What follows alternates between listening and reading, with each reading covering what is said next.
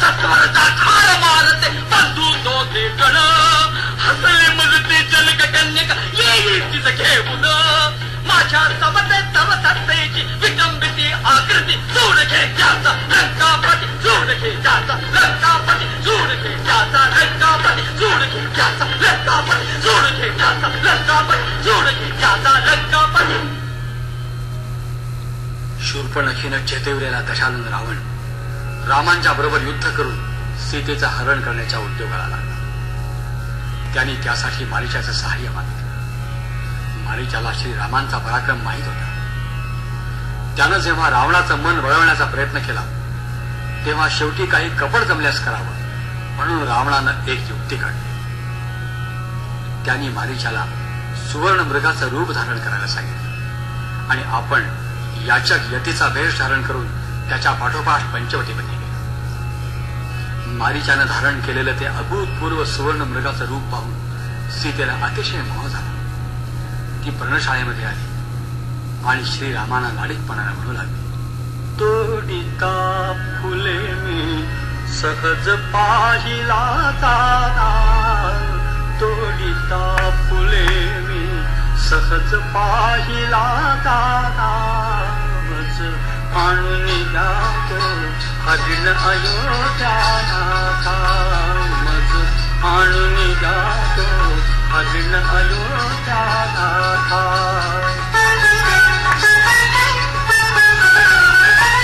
झळकती तयाचा रत्ने शृंगावरती, नवमोह फुलासम सुवर्ण अंगावरती, झळकती तयाचा रत्ने शृंगावरती, नवमोह फुलासम सुवर्ण अंगावरती.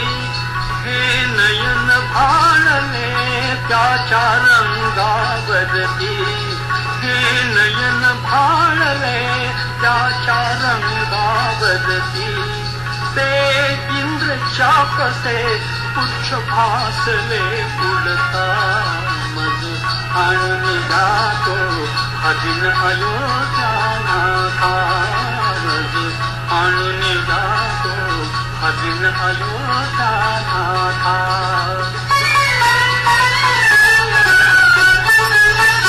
तो येऊन गेला अनेक राया दारी, दिसतात उमटली पदचिन्हे सोनेरी. तो येऊन गेला अनेक राया दारी, दिसतात उमटली पदचिन्हे सोनेरी. घाशिले शिंगया रंभा स्तंभावरी, घाशिले शिंगया रंभा स्तंभावरी. तो दिसे सुवर्णी बघा देवरा कांता, मज आणून जातो हरिण अयोध्यानाथा, मज आणून जातो हरिण अयोध्यानाथा.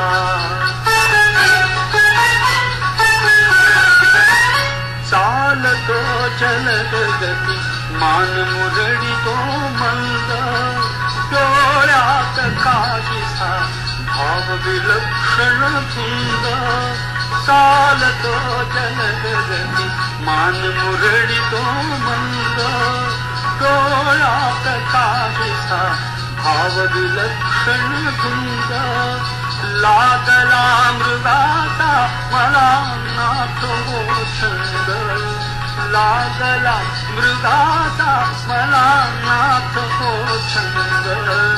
वेडीच चावले तृणापुरीच्या बघता, मज आणून जातो हरिण अयोध्यानाथा, मज आणून जातो हरिण अयोध्यानाथा.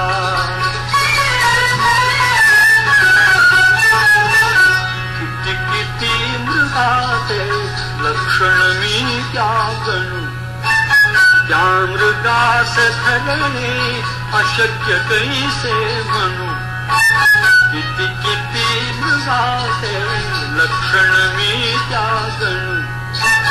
त्या मृगास धरणे अशक्य कैसे म्हणू मदसाठी मोडिले आपण शांकर धनु मदसाठी मोडिले आपण शांकर धनु जा करा वरागा दृष्टी बांधिते भाता मज आणि जातो हरिण अयोध्या नाथा मज आणि जातो हरिण अयोध्या नाथा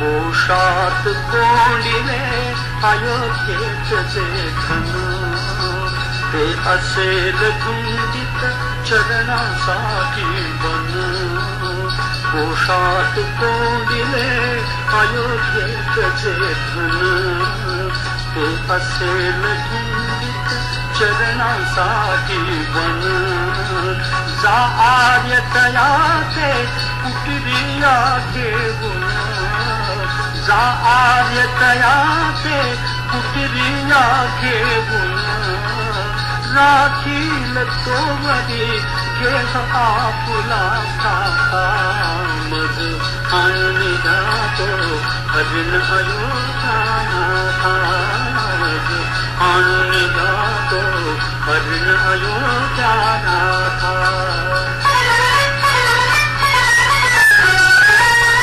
सापडे जरी तो सजीव आपुल्या हाती अंगीची तयाच्या रत्ने होतील ज्योती सापडे जरी तो सजीव आपुल्या हाती अंगीची तयाच्या रत्ने होतील ज्योती देतील आपणा प्रकाश राणी राती देतील आपणा प्रकाश राणी राती संगती निवडा परत फुलाशी जाता मज आणि जातो हरिण अयोध्या नाथा मज आणि जातो हरिण अयोध्या नाथा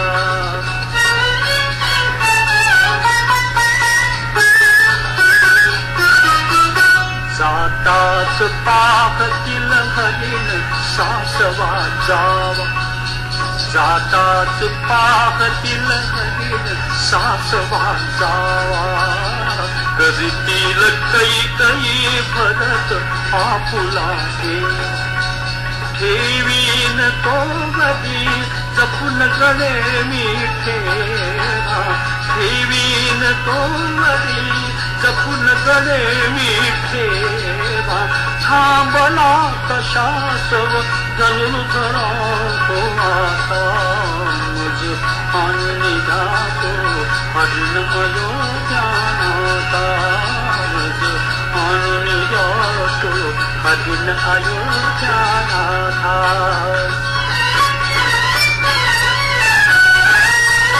फेकून बाण त्या अचूक गदी माराल काढून भाऊजी घेतील त्याची खाल फेकून बाण त्या अचूक गदी माराल काढून भाऊजी घेतील त्याची खाल त्या मृगासनी प्रभू इंद्र कसे शोभाल त्या मृगासनी प्रभू इंद्र कसे शोभाल तो पहा दिसे तो दूरचे कडी चढता मज आणि जातो हरिण अयोध्या नाथा मज आणि जातो हरिण अयोध्या नाथा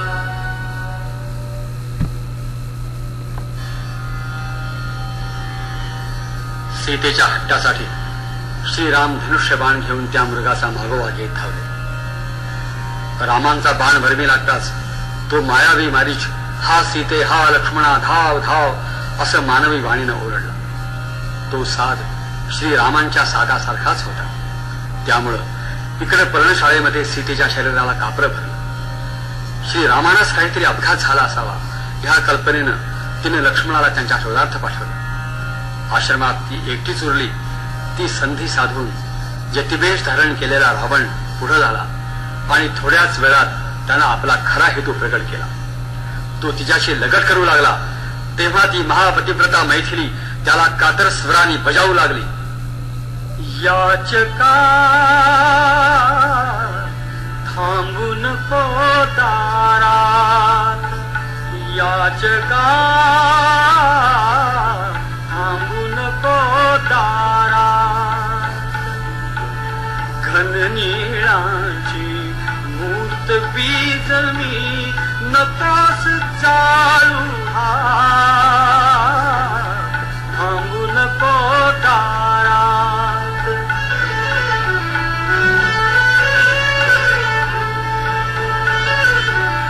काम व्यथेची सुराप्रासुनी नकोस झिंगू वृथा अंगणी. जनक सुतेचा नख स्पर्शही अशक्य तुझ स्वप्नात, थांबू नको दारात.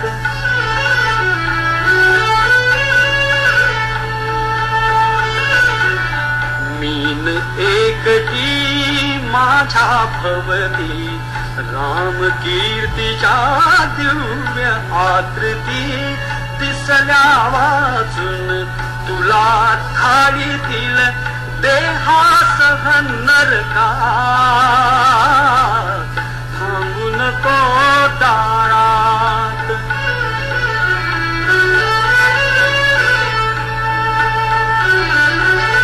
चंबुक स्वर से कसले हससी टकलाऊन का ऐसा पखसी. रामा वाचून अन्य न काही दिसेल या नयनात, थांबू नको दारात.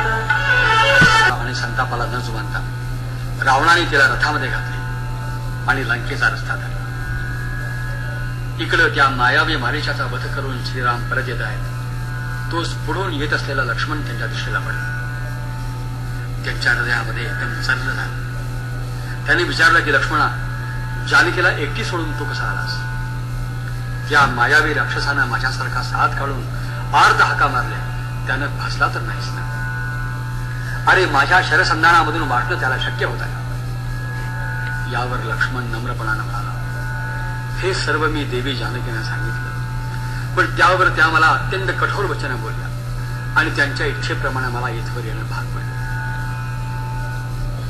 राम म्हणतायत की वेड्या, एका स्त्रीचं क्षणिक रागातलं बोलणं तू सत्य मानलंस. माझा डावा डोळा लावतो आहे, काहीतरी अशुभ घडलं असावं असं मला वाटतंय. ते दोघे आश्रमामध्ये आले. पर्णशाळेमध्ये सीता नव्हती. कृष्णाजीनं आणि दर्भ अस्ताव्यस्त पडले. साऱ्या आश्रमाचीच कळा नाहीशी झाली होती. श्रीराम आजूबाजूला हिंडू लागले, शोध करू लागले आणि व्याकुळतेने सीतेला हाका मारू लागले. उजाड आश्रम उरे काननी, उजाड आश्रम उरे काननी. कोठे सीता जनक नंदिनी, उजाड आश्रम उरे काननी.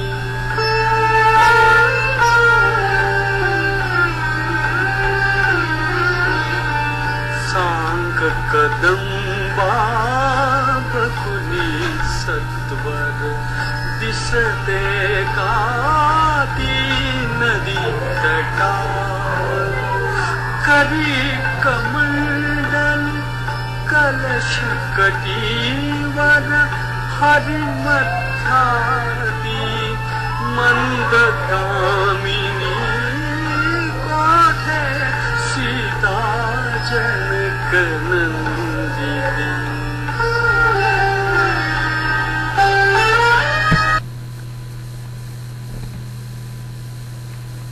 श्रीराम लक्ष्मणासह सीतेचा शोध करण्यासाठी वनातून जात असताना प्रथम एक मोडलेला रथ, भंगलेले छत्र आणि धनुष्य तसेच रथाचे जू दिसले. याच्या शेजारीच पर्वताप्रमाणे प्रचंड आणि रक्ताने लडबडलेला एक प्राणी दिसला. त्याला पाहून श्रीराम लक्ष्मणास म्हणाले, अरे लक्ष्मणा, पहा, आपल्या सुंदर जानकीला खाऊन टाकल्यावर अतिशय तृप्त झालेला कोणीतरी राक्षस येथे एकांत स्थानी झोपला आहे. मी या राक्षसाला आत्ताच ठार करतो. चटकन माझे धनुष्यबाण आण. श्रीरामांचे हे वक्तव्य ऐकल्यावर अत्यंत भयभीत झालेला जटायू बोलू लागला. तो म्हणाला, हे रामा, स्वतःच्या कर्मानेच मरणाऱ्या मला मारू नकोस. तुझे कल्याण असो. मी पक्षीराज जटायू आहे. तुझ्या भार्येचे हरण करणाऱ्या रावणामागे मी गेलो होतो. तेथे माझे त्याच्याबरोबर युद्ध झाले. मी त्याच्या रथाचे घोडे, रथ आणि धनुष्य तोडून टाकले. परंतु त्या दुष्ट रावणाने माझे पंखच कापून टाकले. त्यामुळे घायाळ होऊन असा येथे पडलो आहे. हे जगन्नाथा, मी आता प्राणत्याग करणार आहे. तू माझ्याकडे पहा. ते ऐकल्यावर अतिशय दीन अवस्थेत असलेल्या आणि कंठाशी प्राण आलेल्या जटायूला श्रीरामांनी पाहिले. त्यांचे डोळे दुःखाश्रूंनी भरून आले. त्यांनी आपले दोन्ही हात त्या मरणोन्मुख पक्षाच्या अंगावरून फिरविले. नंतर ते म्हणाले, हे जटायू, माझी सुमुखी भार्या कोणी पळून नेली ते सांग. माझ्या कार्यासाठी तू घायाळ झालास. तू माझा प्रिय बांधवच आहेस. त्यावेळी अत्यंत क्षीण झालेल्या आवाजात अडखळत जटायू म्हणाला, हे रामा, भयंकर पराक्रम करणारा रावण नावाचा राक्षस मिथिल राजकन्या सीतेला घेऊन दक्षिण दिशेकडे गेला. याहून अधिक सांगण्याची माझ्या अंगी शक्ती नाही. मी तुझ्या समोरच प्राणत्याग करतो. जटायू पुढे म्हणाला, हे रघुश्रेष्ठा, माझ्या अंतकाळी तुला पाहिल्यामुळे मी मुक्त होऊन गेलो आहे. हे रामा, तू तुझ्या हाताने मला स्पर्श कर, मग मी तुझ्या परमस्थानी जाईन. असेच होऊ देत. असे म्हणून परम दयाघन श्रीरामांनी जटायूच्या शरीरावरून हात फिरविला. त्यानंतर प्राणत्याग करून जटायू जमिनीवर पडला. जटायूला बंदूकप्रमाणे मानून नेत्रात अश्रू आणून श्रीरामांनी जटायूबद्दल शोक केला.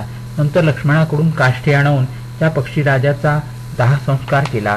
दुःखी झालेल्या श्रीरामांनी लक्ष्मणासह स्नान केले. नंतर तेथील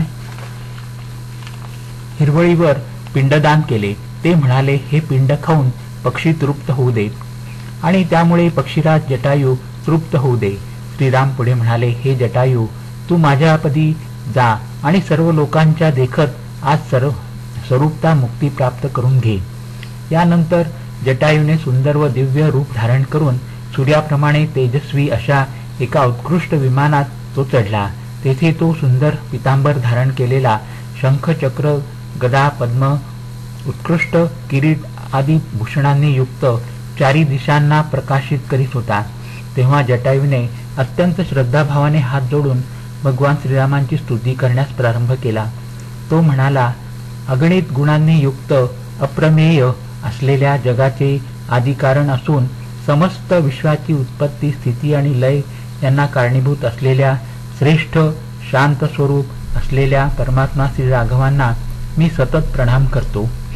अमर्याद आनंद स्वरूप असणाऱ्या आणि ज्यांच्याकडे लक्ष्मी अत्यंत प्रेमाने निरंतर पाहत राहून सुद्धा तृप्त होत नाही, ज्यांनी इंद्र, ब्रह्मदेव इत्यादी देवांचे दुःख हरण केले आहे, जे नरश्रेष्ठ असून उत्तम वर देणारे आहेत, ज्यांनी आपल्या हातात धनुष्य, बाण आणि धारण केला आहे, अशा श्रीरामांपुढे मी रात्रंदिवस नतमस्तक आहे. तिन्ही भुवनात ज्यांचे रूप सर्वात अधिक सुंदर आहे, जे शेकडो सूर्याप्रमाणे दैदिप्यमान आहेत, जे इष्टफल देणारे आहेत, जे रक्षण करणारे असून जे भक्तांच्या भक्तिमूलक हृदयात निवास करतात, अशा श्री रघुनंदनांना मी अहर्निश शरण जातो. ज्यांचे नाम हे संसाररूपी अरण्याला वणव्याप्रमाणे नष्ट करणारे आहे, जे शंकर आदी देवतांचे दैवत आहेत, अगणित दैत्यांचा ज्यांनी नाश केला आहे आणि जे सूर्यकन्या यमुनेप्रमाणे श्यामवर्ण आहेत, अशा हरींना मी शरणागत आहे.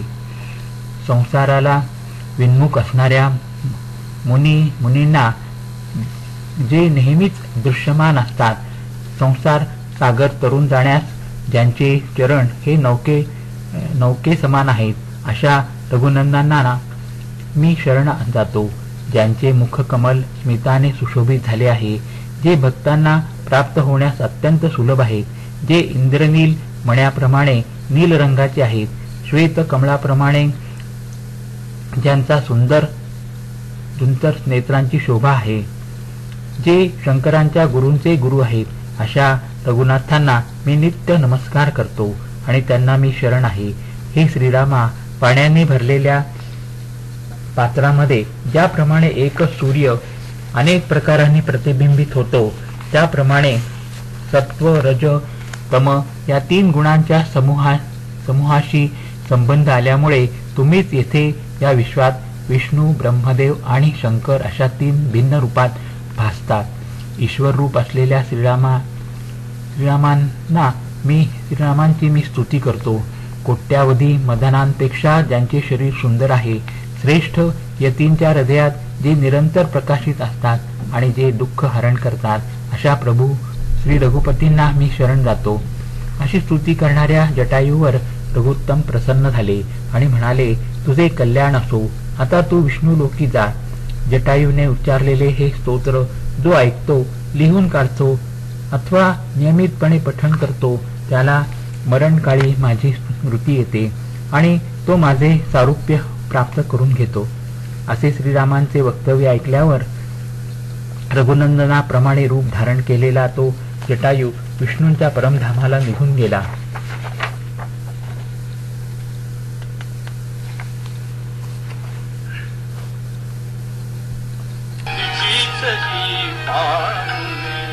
लक्ष्मणा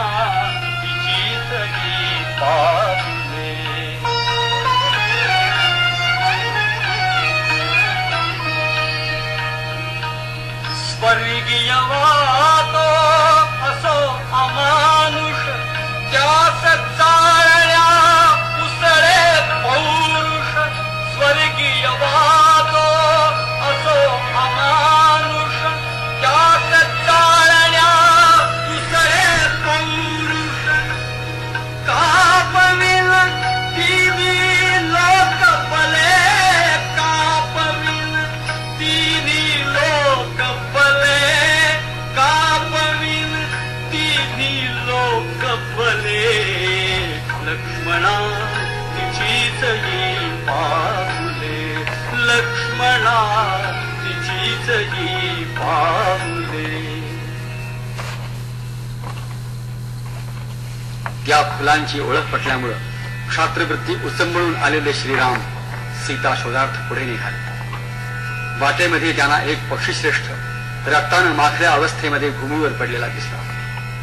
या गृधरूपधारी राक्षसानंच सीता भक्षण केली असली पाहिजे, अशा कल्पनेनं श्रीरामाने कुशल संज्ञक बाण त्याच्यावर रोखला. तेव्हा फेसासह रक्त ओघीत असलेला तो पक्षीराज जटायू श्रीरामांना म्हणाला, मरणोन्मुख त्याला कारे, मारिसी पुन्हा रघुनाथा. पडविता खलासी पडलो, पडविली रावणी सीता. पडविता खलासी पडलो, पडविली रावणी सीता.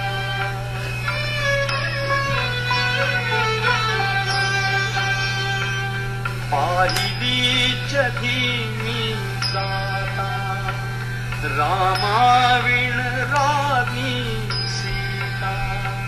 देवरही संगे नवता, मी बळे उडालो रामा, मी बळे उडालो रामा.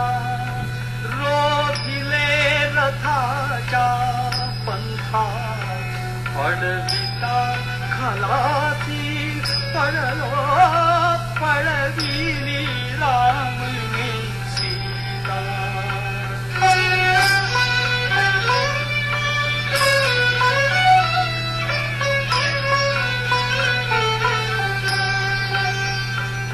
तो नृशंस नृशंस रावण कामी नेतसे तिला का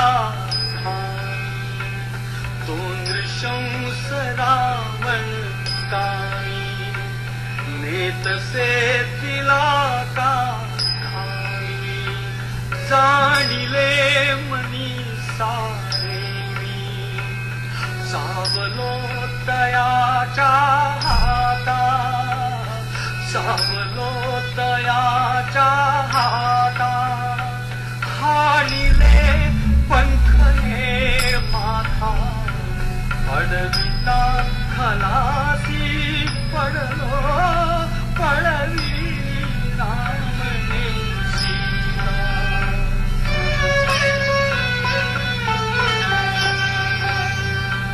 रक्षिण्या राम रासीसी झुंजलो घोर मी त्यासी रक्षिण्या राम रासीसी झुंजलो घोर मी त्यासी तोडिले कवच मुकुटासी लावूनच तिथले पाणा स्पर्शूना तिथला फाटा अडविता खलासी पडलो पडविली रामनी सीता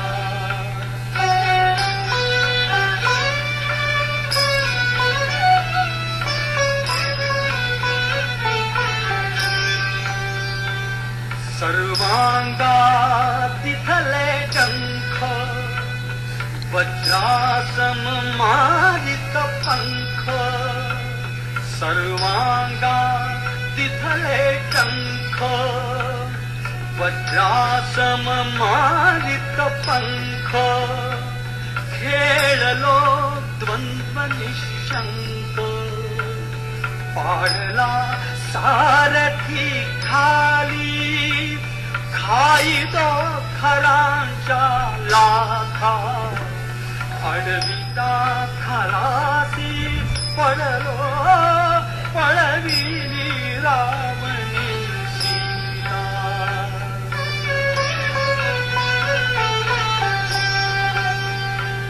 सारून दूर देश मोडीला रथाचा आस भंगिले उभय चक्रास हे ताळून गर्थ पडले दुसऱ्याच्या थटुनी प्रेता अडविता खलासी पडलो पडविली रावणी सीता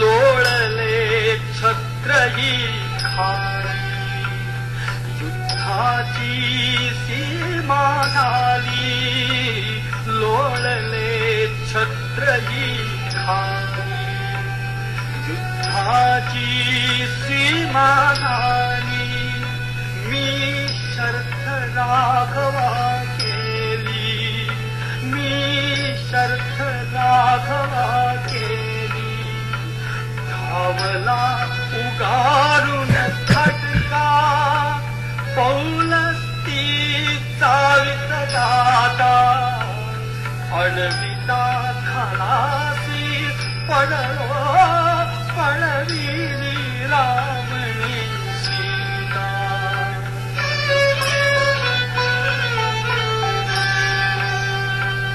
हे पंख छेदल्या वरती मी पडलो धरणी वरती हे पंख छेदल्या वरती मी पडलो धरणी वरती थर थर तापे युवती थर थर तापे युवती तडफडाट माझा शाळा तडफडाट कवेत त्याने देता अडता खलासी पडलो पडली रामने सीता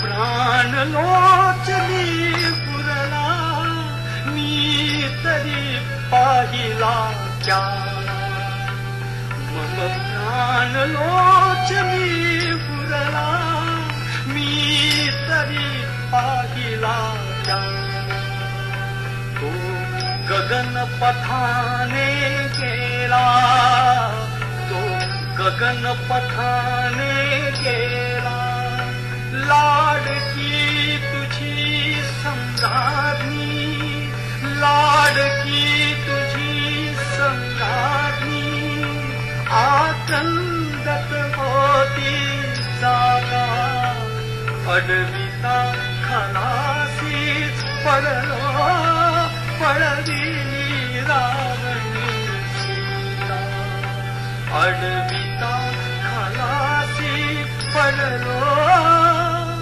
पडविली रावणी सीता. सीता रावणानेच पळवली आहे असं निश्चित सांगून पक्षीराज जटायूने देह ठेवला. त्याच्या देहाचं योग्य प्रकारे दहन करून राम लक्ष्मण पुढे निघाले. त्यानंतर कबंध नावाच्या एका महाभयानक राक्षसाची त्यांची गाठ पडली. तो शीर्षहीन राक्षस वास्तविक महातेजस्वी धनुपुत्र होता. तो राक्षस त्यांना म्हणाला, लक्ष्मणासह वर्तमान श्रीराम या वनात येऊन जेव्हा तुझे हात तोडतील तेव्हाच तू स्वर्गात जाशील असं मला इंद्रानं सांगितलं आहे. श्रीराम आणि लक्ष्मण सीतेचा शोध करीत करीत एका घनघोर अरण्यात आले. तेथे त्यांना एक अद्भुत आकाराचा राक्षस दिसला. त्याच्या छातीवर प्रचंड तोंड होते. त्याला डोळे वगैरे काहीच नव्हते. त्याचे बाहू 1 योजनेपर्यंत पसरलेले होते. त्या राक्षसाच्या पसरलेल्या बाहूंच्या मध्यभागी राम लक्ष्मण फिरत असताना त्यांच्या बाहूने ते वेढले गेले होते. यावेळी श्रीरामांनी त्या राक्षसाचा उजवा बाहू तलवारीने कापून टाकला. लक्ष्मणाने डावा बाहू कापला. कबंधाने श्रीरामांना विचारले, माझे बाहू कापून टाकणारे आपण एवढे पराक्रमी वीर कोण आहात? श्रीरामांनी आपला परिचय दिला. ते म्हणाले, मी श्रीराम महाराज दशरथांचा पुत्र आहे. हा माझा धाकटा बंधू लक्ष्मण आहे. कबंध म्हणाला, हे श्रीरामा, मी गंधर्वाचा राजा होतो. एकदा मी अष्टवक्र नावाच्या मुनींना पाहून हसलो. त्यांनी मला शाप दिला. ते क्रोधाने म्हणाले, अरे गंधर्वा, तू राक्षस होशील. मी त्यांना शरण गेलो आणि वंदन करून क्षमा मागितली. त्यावेळी त्यांनी शापाचा अंत कसा होईल ते मला सांगितले. ते म्हणाले, अरे गंधर्वा, त्रेतायुगात